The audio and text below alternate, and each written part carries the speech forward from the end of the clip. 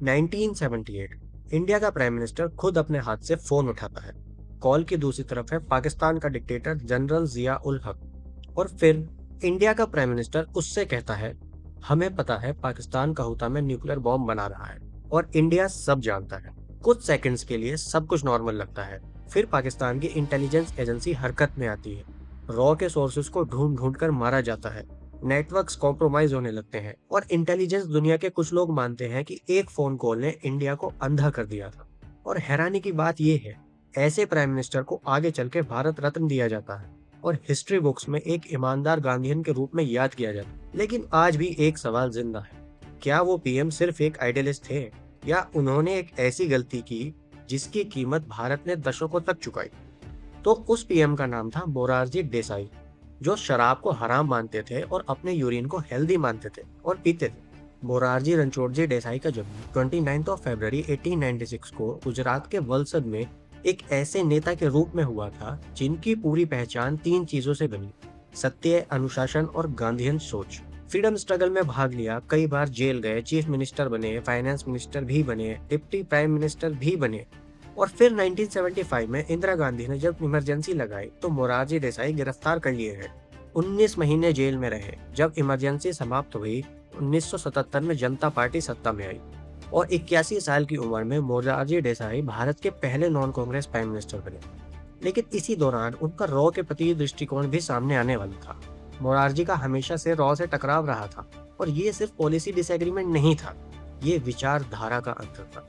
Raw की स्थापना 1968 में हुई थी इंदिरा गांधी के दौरान। एजेंसी के पहले चीफ थे आरएन काओ। 1971 की बांग्लादेश वॉर में रॉ ने एक इम्पोर्टेंट रोल प्ले किया था, मुक्ति वाहिनी को सपोर्ट किया था, ग्राउंड इंटेलिजेंस दी थी और भारत की जीत में योगदान दिया था।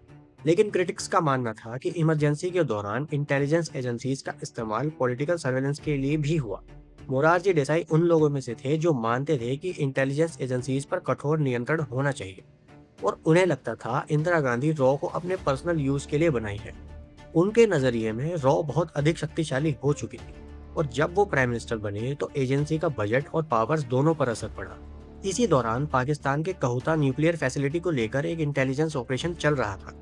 रॉ के कुछ एक्स ऑफिसर्स के मुताबिक एक सोर्स ने न्यूक्लियर फैसिलिटी से जुड़ी एक इम्पोर्टेंट इंफॉर्मेशन पैसे के बदले देने की ऑफर की थी, लेकिन मोरारजी ने इसे ठुकरा दिया था। और यहीं से शुरू होता है इस कहानी का सबसे कंट्रोवर्शियल हिस्सा, वो फोन कॉल।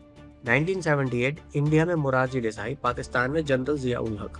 इस चैप्टर की सबसे इम्पोर्टेंट बात यह है कि इसकी कई हिस्सों पर अलग अलग लोगों की अलग अलग राय है, लेकिन रॉ के कई रिटायर्ड ऑफिसर्स ने एक बात बार बार कही। मोरारजी देसाई ने पाकिस्तान को यह संकेत दे दिया था कि भारत को कहूता न्यूक्लियर प्रोग्राम के बारे में जानकारी है और ये बात सच थी। तो पाकिस्तान के लिए अगला सवाल सीधा था, आखिर भारत को यह जानकारी मिली कैसे। और इंटेलिजेंस दुनिया में ये सवाल बहुत खतरनाक होता है, क्योंकि इसका मतलब होता है कहीं ना कहीं कोई सोर्स मौजूद है। कुछ एक्स इंटेलिजेंस ऑफिसर्स का मानना है कि इसके बाद पाकिस्तान ने अपनी इंटरनल सिक्योरिटी ऑपरेशंस और तेज कर दिए। सोर्सेस को आइडेंटिफाई करने की कोशिश हुई, नेटवर्क्स कॉम्प्रोमाइज हुए, लेकिन पब्लिक डोमेन में आज भी पूरी तस्वीर मौजूद नहीं। इसीलिए इस कहानी का ये हिस्सा आज भी डिबेट का सब्जेक्ट बना। बात करें अगर दूसरे बड़े विवाद पर, तो 1983 में Pulitzer prize winner journalist Seymour Hersh ने एक किताब लिखी थी, द प्राइज ऑफ पावर।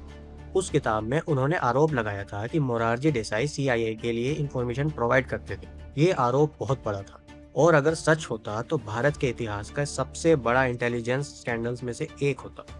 लेकिन ये आरोप सिर्फ एलिगेशंस बन के ही रह गए, कभी प्रूव नहीं किया जा सका। देसाई ने इस दावे को पूरी तरह निराधार बताया था। कानूनी लड़ाई भी हुई और आज तक हिस्टोरियंस इस मुद्दे पर एकमत नहीं है।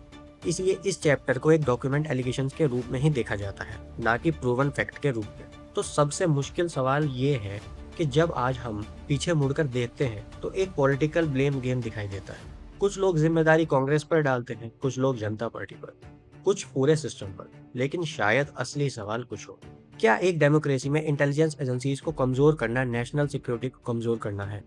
और क्या आइडियलिज्म कभी कभी नेशनल सिक्योरिटी से टकरा सकता है? ये सवाल सिर्फ मोरारजी देसाई के बारे में नहीं है, ये सवाल हर युग के लिए।